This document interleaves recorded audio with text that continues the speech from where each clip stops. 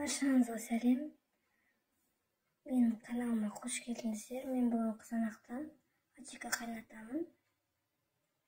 Ол үшін бізге 3 килограмм қызанақ. Мен алдын ала жуып тазалап турап алдым. 2 килограмм тәтті бұрыш. Менде қызыл тәтті бұрыш. Осының бәрін жуып тазалап турап ит тартқыштан өткіземіз. 2 бас sarımsak қостым. 3 штук ащы бұрыш қостым. Ащы бұрышты әркім өз қалауынша қосады. Татымына қарай тұз қостым. Осының бәрін араластырып, қайнағаннан кейін баяу отта 30-35 минуттай қайнатамыз.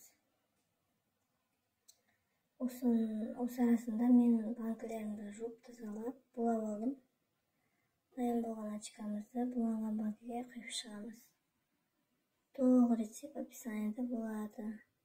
Достар, менің каналыма жазылмаған болсаңыздар, жазылып кетіңіздер. Алдағы уақытта жаңа видеолар шығады. Жаңа видеоларды жібере алмас үшін қоңырауын басып кетіңіздер. Осылай бәрін құйып толтырып шығып, жауып аламыз.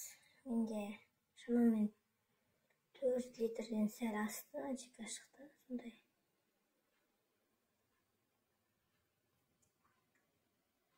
Бәрін жауамыз. Жуқаннан кейін төңкеріп қоямыз.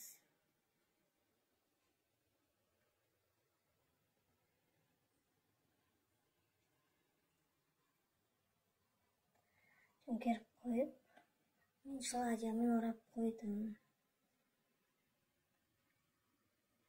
Менің видеомды соңына дейін қарағандарыңыз үшін рахмет. Сау болып тұрыңыздар.